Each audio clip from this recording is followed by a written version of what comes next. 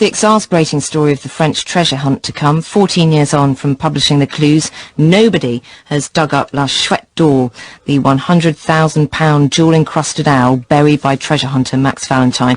If any of you are still with us after that, and I know that some of you will be setting off for France immediately with the trowel, but why not be polite and stay to the end of the programme and listen to the inheritance track choices of Annie Rimmer. All that, and John McCarthy has news of excess baggage. If indeed I'll be here, Fee. Good morning. I think I might go after this golden owl as well. It sounds too exciting. £100,000 It's got to be good, isn't it? Today we're off to, not to France, but to the Republic of Congo, commonly called Congo-Brazzaville. Not yet a tourist destination, lacking any real infrastructure in the aftermath of various civil wars, but I'll be hearing about the landscape, the wildlife and people from two women who've travelled extensively in the country, and I'll be talking to the man who set up a company which pairs unsighted and people with sighted travelling companions.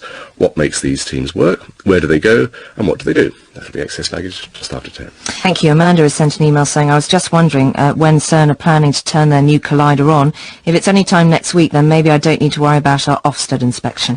Nitin, in the 1980s, were you gripped with treasure hunt fever when Kit Williams' Masquerade book was published? I remember it was. I just thought of it as a scam, to be honest, to sell a lot of books, because it's. But I mean, I wondered at the time whether this thing actually existed, which you were saying earlier on. It was found. It was found. So I don't know. I mean, if I wanted to sell a lot of books, it'd be quite a clever little device, wouldn't it? Cynical man. The golden hair was found in 1982 by a mysterious businessman calling himself Ken Thomas, but it did turn out that he may have enlisted the help of Kit Williams' ex-girlfriend in finding the treasure in a Bedfordshire park. Across the channel, though, it's been 14 years since a similar treasure hunt was started by Max Valentine. He buried a bejewelled owl worth over £100,000 somewhere in the vastness that is France, but he made the clues so tricky it has never been found. Max came into one of our studios in France, I can't tell you more than that, and explained how the owl hunt started. I worked for a communication company, and my boss at the time said, will you please organize, we call this in French, rallye surprise, sort of gathering where people have to find a place where to go using clues. And then I got the idea and saying, why not trying to launch a treasure hunt through a book? And that's how it started. That was in the late 70s, yes.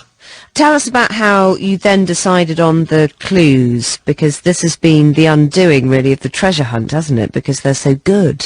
The clues.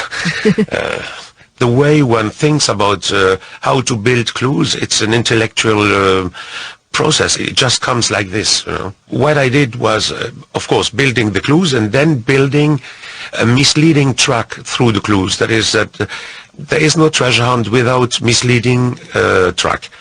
When you want to go, let's say, from Birmingham to London, and you take a little country road, and suddenly you arrive at the crossroad, and in front of you, you see a motorway. You are going to take the motorway thinking that, obviously, this motorway will lead you to London. In fact, it's wrong. You should have taken the little country road on the right-hand side and not the motorway. But everybody takes the motorway. Are there some people, though, who have actually taken the country road and they've almost got to London, but they've just dug in the wrong part of London? Some have certainly taken the little narrow road, but they haven't followed it far enough. They came back and took the motorway again.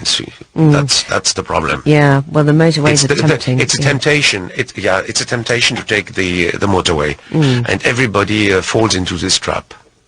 I'm going to try the country road myself. How many clues are there? There are 11, and a 12th which is hidden in the 11 first ones. Right. When you went to bury the token, presumably you had to make sure that nobody saw you doing it, or, you know, you didn't leave any kind of accidental clues yourself. That's right, yes. I did it between midnight and 3 o'clock in the morning. Didn't you bump into somebody, though? I mean, it's an unlikely time of the night to bump into somebody. Yes, there was a guy searching for his dog called Dracula. But that wasn't exactly at the spot where the token has been buried. But didn't quite a lot of people then try and track down anybody who had a dog called Dracula to just try and get in the right kind of area of France, basically? Yes, yes. They tried using vets to try to find all the owners of dogs called Dracula in France, and which didn't work, actually. Is Dracula a very common name for dogs in France? No, it isn't. It's not common at all. It's a little bit silly, actually, but I don't know how many dogs are called Dracula in France, but there mustn't be a lot of them. I mean, we did have a thing in this country with Kit Williams and I know, his yes. masquerade, for sure. I mean, that only took about 2.5 years to find. How many years has your owl been buried for now? 14.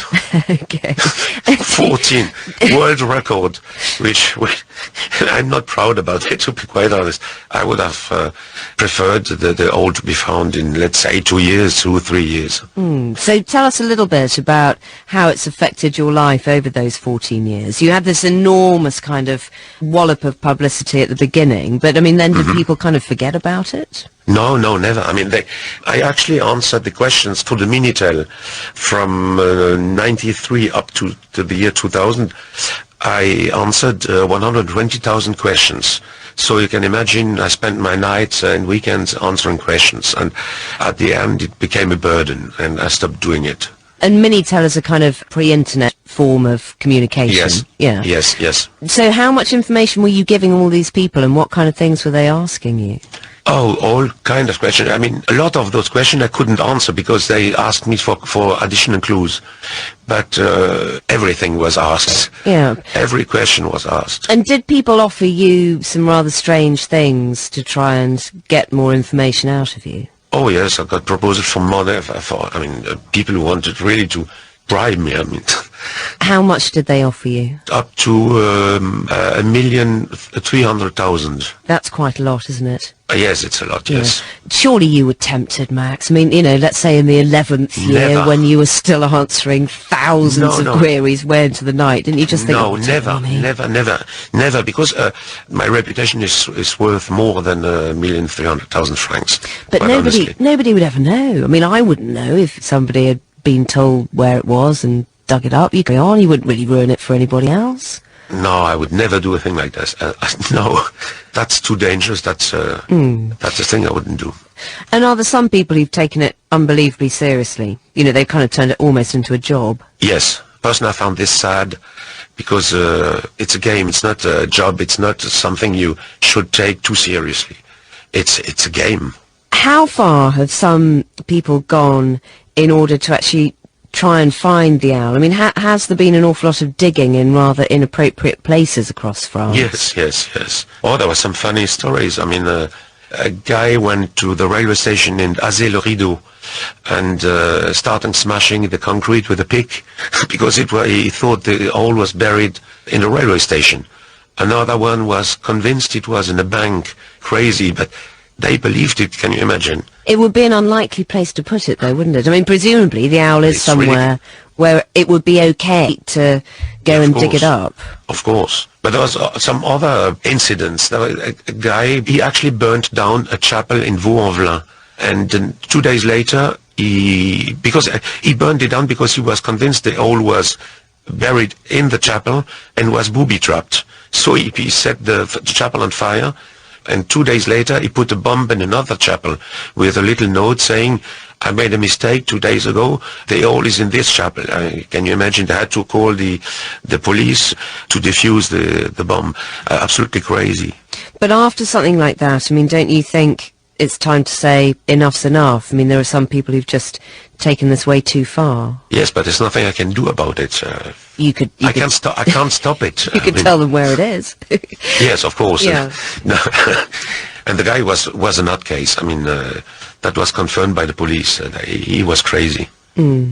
Are you sure that the owl is in the place that you buried it in? Yes, absolutely. Do you go and check from time to time? Yes, of course. Do you ever worry that you're being followed? Well, I have a way to check it without being too... I don't dig it out to check it. I can't tell you more. It's difficult, isn't it? It's difficult trying to have a very honest conversation about this when you can't give too much away. I'm not even sure that your real name is Max, is it? It isn't. Max is not my real name. Okay. Obviously you can't tell me what your real name is. No, I can't. And presumably your close friends know it's you, actually. Yes, close friends do, yes. But at the beginning, they didn't know. And amongst my friends, there were several who were searching for the owl without knowing that I was the author.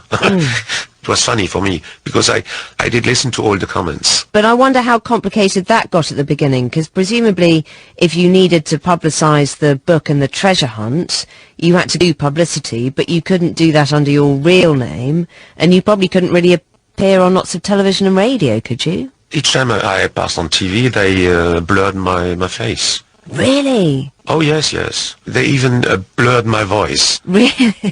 Which was stupid. I said, stop it. And Would you like the owl to be found, Max, and found yes, quite soon? Oh, yes. You can imagine. 14 years. It's 12 too much. And why not just give out a couple of easier clues now? That's difficult because some people have done a lot of hard work and they are more advanced than others. And if I give some clues, they will be frustrated and saying, you give away clues, we have to work like mad on it for 14 years and the newcomers now have additional clues. That's not fair. I'm feeling lucky at the moment, Max. I may go to France and just start digging myself. Any particular part of France maybe I should be looking at? I can't tell you, sorry. Really? Good try. You can't narrow it down even just a tiny bit. It's 100 kilometers away from the seaside. Okay. So you can dig holes wherever you want within this space. I'll set aside a couple of years. I wonder, personally, I wonder why it hasn't been found. Yeah. For me, it's incredible. You can go to our website if you want to know more about trying to find Max's owl. You're not convinced, Nitin, are you? You think there's a very good reason why it hasn't been found. Well, I just think, why would you actually bother to? Well, you made a very good point just now, where you were saying it would boost his next book sales massively if it was found. The next book will do really But I just wonder whether it exists. Extremely cynical bunch of men. Let's go back to Michael Meadowcroft, our election observer. We've had quite a few texts this morning.